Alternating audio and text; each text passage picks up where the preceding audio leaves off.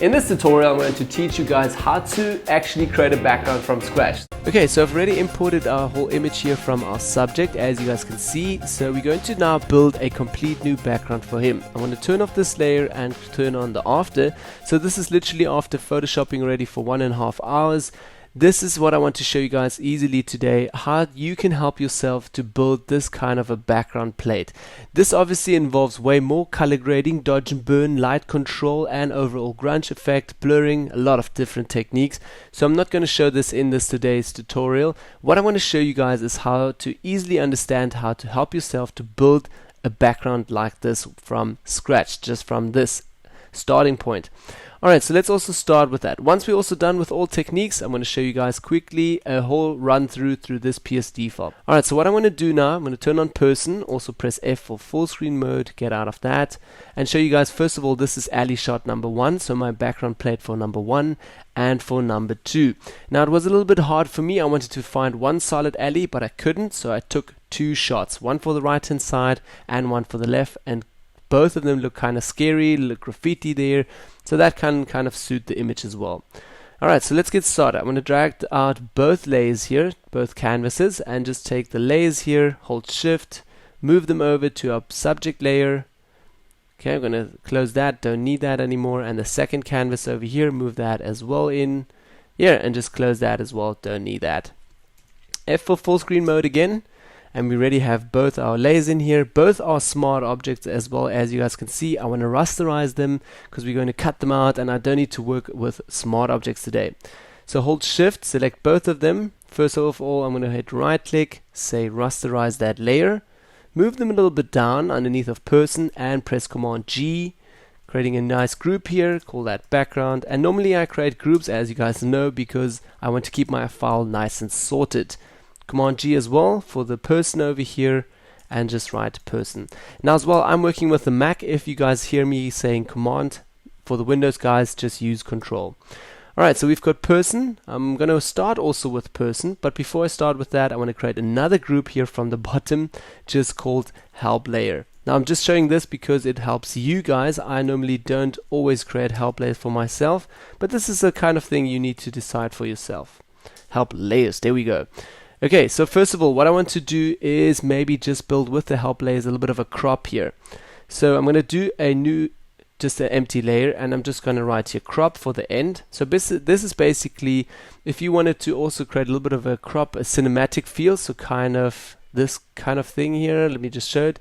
So you just have this as your last frame. So then again, what I normally do is just build 2 black frames, but I guess you guys know about that. It's super easy to build some. Just go here to the marking tool, the rectangular marking tool, and just make a rough selection like so. So this is kind of where I want to close it. I'm still going to move my person down a little bit. Maybe let's do that first of all. I'm going to press Command D, go to the person layer first of all, and just move the person over a little bit. Somewhere over here, just down a little bit. The reason why I'm also doing this, let me talk you guys through it right away. I'm just going to create a new help layer again, just right here 1 so you guys know where we are. New foreground color, maybe red. Okay, so what I want to try to build today with also my background, I want to create a little bit of a sense of depth in the whole image. So kind of the viewer's eye is wandering through the whole picture. First of all, I don't know where my person is going to be now, but first of all, from the person going all the way to the back, somewhere in the back of the image, coming back again to the foreground, and then again back to the person. So kind of a triangle thing here. Again going like this. So for me, my person needs to be somewhere now over here, the background over here. That's why also, that was the whole idea already while I shot this image. That's why we also have rim light, etc. That's why we lit it out like this. But now, again, triangle. First of all, person, background, and foreground, and then maybe obviously walls, but just leading the person's eye like a triangle through the picture, talking to the person who's viewing this. Okay, so my idea now is to move the person somewhere over here, so we can create with the background here a nice depth. Then also what I'm going to do is maybe just for the crop now, go back to the marking tool, rectangular marking tool, literally just going to make a selection like so. As well, going to hold shift to add to the selection and just create another selection somewhere over here, and that might just change as well a little bit throughout the time, but that's for the starting point, just my start. M for marking tool, right click, and let's fill this up with complete blackness under the contents here. Okay, and that's the first star already. So again, Command D out of the selection. So this is the kind of angle and frame that I want. Alright, so next step that I'm going to do is also for the background now. We need to first of all work out the person. So let's change the help layers away here. Crop. We can actually just turn off the help layer. Group. Like so. And also background layer. So just person. I'm going to zoom a little bit closer. And also I'm going to work with the pen tool now and cut out my complete person here. If you are not familiar with the pen tool, please have a look under my free tutorials there. I've showed a nice tutorial, actually created a good tutorial explaining the whole pen tool into depth. So again, I'm going to fast forward the video a little bit so you guys don't need to sit here and watch me for the whole time working with the pen tool, for those of you who know how to work with this.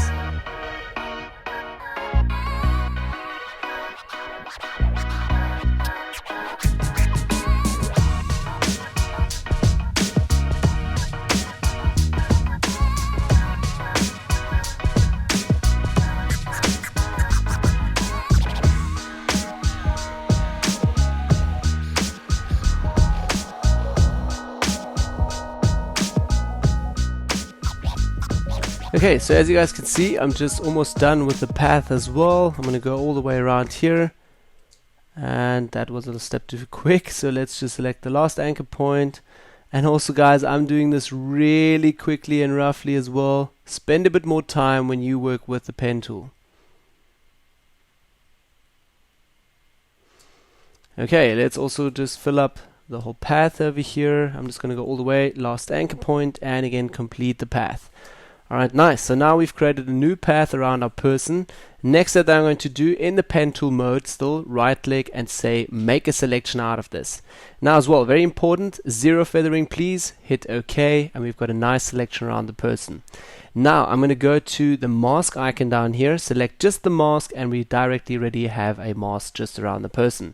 Now for those of you who already know about this as well, there's also a technique here with the quick selection tool. You guys can use the quick selection tool to just make a nice selection around the person, then literally create a mask, and then as well hit right click over here and say refine mask. So then you can refine the edges and you can cut out the person quicker than with the pen tool. But I'm more old school. I love actually that I can work just with the pen tool, have a clean cut out, and then again just go on with the brush, go in back in here, yeah, and just refine my mask manually and personally. I just love the fact that I can do it manually with different opacities, different brush sizes, softness, hardness.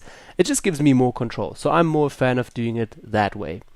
Okay, great, but you're not here for that. We want to create another background now. So what we're doing now, first of all, we had now just our first adjustment here just for the sense of perspective and also depth. What I want to do now is create a little bit of help lines and guidelines to kind of just create a depth, as you guys can actually see already right now already with just this image over here. But this looks kind of boring. So that's why we obviously also have another shot here. So what I want to do is basically maybe just rename this first of all. So 2, or we can actually rename that to 1 because it's left wall and the right wall number 2. I'm also going to move that to the top. I'm going to take layer number 1 now. As you guys can also see, my crop is constantly on because I'm already cropping it, so I kind of see what's happening here at the top. Do I need to add a new sky, or what's happening? Again, I'm going to select background layer number 1 and just move this over a little bit until where I think, yeah, that could be kind of a depth that I want in my image. So something like this. Also, my main idea before I started even photoshopping was to lit him obviously from the back, because I want to have a light here in the background kind of illuminating the background, and that's why he would also have a rim light like that. Then he's walking through an alley. From the front we have another light, so there's kind of a light spilling here on his face. This whole project was shot for our pro tutorial where he's kind of taking a photo, a selfie of himself while walking through a scary alley. So we had the idea to also, he's walking under a lamp or something with taking a shot. So again, we're adding another phone on top here for the pro tutorial, which is not the case in this whole Photoshop process, but it kind of works the same way. So again, the idea is to put a light here in the back, have a sense of depth. So the viewer again leads his eye all the way to the back. Let's maybe just create a new help line here as well. B for the brush, I want to make it a little bit smaller. So again, you're leading from here to the back, somewhere over here, all the way to the front and back again. So there's one triangle ready. Now I want to add a new sky or something. So again, if you add also a new sky with maybe a bird or something at the top here, again, the view is leaded from the foreground, from the subject, back to the top, back to the bottom, and back to him again. So again, another triangle there. The same also if you have a big wall over here, which will be our background again later. We have from the foreground, back to the subject, maybe back over here, and back over there. In images you can find so many triangles, and that's kind of where it takes your images to another level. So again, try to build that as well in there. Okay, so enough about that. You kind of get the understanding for that. Now what I want to show you guys, what I normally use to create a perfect background, I work with help lines. So again, I'm going to go over here to the move tool, select just from the first guideline. I'm going to move it all the way down. And as well, if you don't have the ruler here at the top, please just go to view and select rulers. Okay, let's create another guideline as well from the top, somewhere over here. So I'm trying to create a little bit of a, just a square here in the back. A little bit more, and somewhere over there. So this is my main focus at the back, and obviously foreground here. So again, I'm going to bring also another help line over here, another help line over here, another one at the bottom, and the last one for the top. Okay, great. So we've got these help lines now. Now next step, let's also just create another new help line over here. And what I'm going to do now is first of all just adjust my brush. So B for the brush. I'm also working with a Vacuum Ingenuous 5 Pro tablet. So via my wheel here, I'm able to change my brush size really quickly up and down. Normally if you don't have that, you can use Control Alt together, hold them together, move left and right, and change your brush size like that, and up and down, change your hardness. So again, what I'm going to do is switch it all the way to 0. Okay, and if you don't have that, you can also use the brackets here and closing and opening bracket to change your brush size as well. Alright, so I'm going to make my brush size really small, and also hardness. I want to have that actually super hard. Right, okay, so let's make it small. Now I'm going to take P for the pen tool again, and literally I'm going to put an anchor point over here and somewhere over here. So that's already just my leading you again for the street here, so I kind of have a right line. Go all the way over here and create another path just like so. So these two lines kind of help me already to know where the walls will be from the background. Sometimes also like this now, maybe the path could actually go a little bit down here. So it's kind of the same like over here, not at this angle because the angles are obviously not the same. But these lines just help you to place your backgrounds a little bit better. Again, I'm going to press right click, and this is why we adjusted our brush. So we can say stroke path now, select our brush over here with red foreground color, okay, and that whole path will be obviously stroked. Yeah, okay, so I'm going to press escape again. Also move that maybe just to the top so we can actually see where the help lines will be. And I'm going to do the same process for this top as well. Over here and over here. Okay, and continuing like so, and again having a new path. Again, this line might be a little bit heavy, like I said earlier, with this as well. So it would be better if we can actually delete this path again over here. Just showing you guys quickly. I wouldn't do this now. Path like so, actually, that could also work pretty nice, and would actually be pretty much the same as we have over here. Okay, let's leave it like so. You guys kind of get the point. I can press right click and say stroke path. Okay, double escape here, get out of that, and these are our new help lines as well now. So I'm going to work towards these now with, again, the backgrounds. Alright, so let's first of all select background layer number 1. I'm going to create a mask as well for that.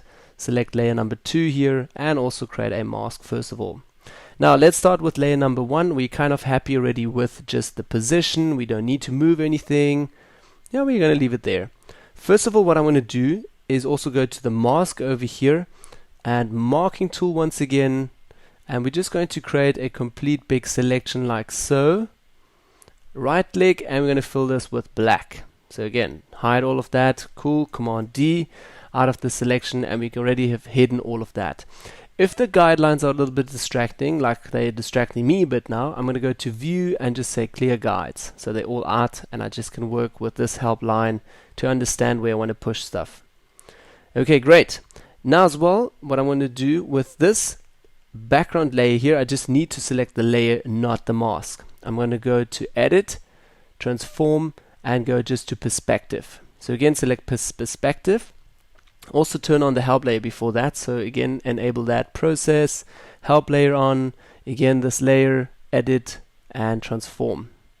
perspective. And now what I want to do is just take these anchor points here on the left side or right side, move them up and down to kind of distort the image and change the perspective a little bit. Let me show that also to you guys. If I'm going to move it up, it's going to go a little bit denser. If I'm going to move it down, it's going to narrow it a little bit further.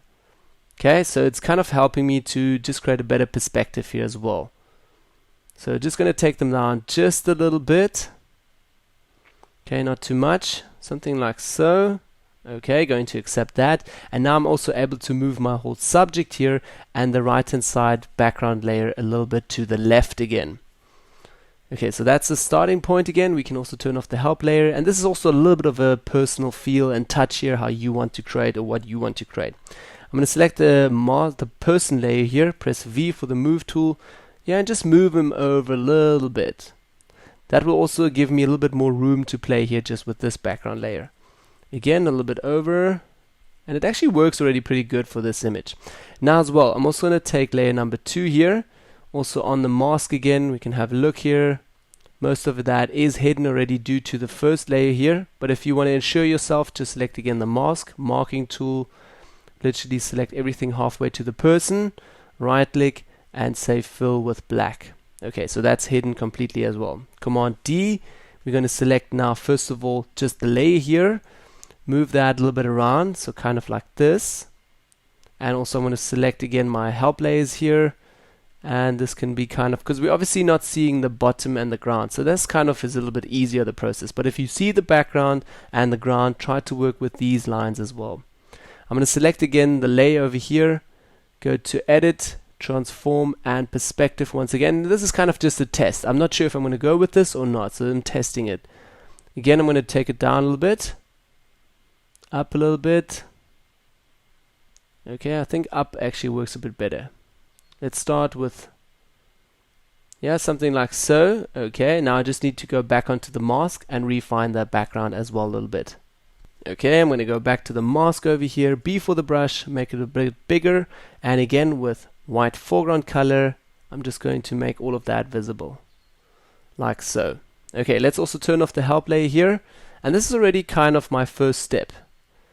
Let's move this a little bit over, so I'm kind of still seeing where I can position this, maybe like so. This looks actually a little bit nicer. Again, B for the brush and select the mask, refine the edges here.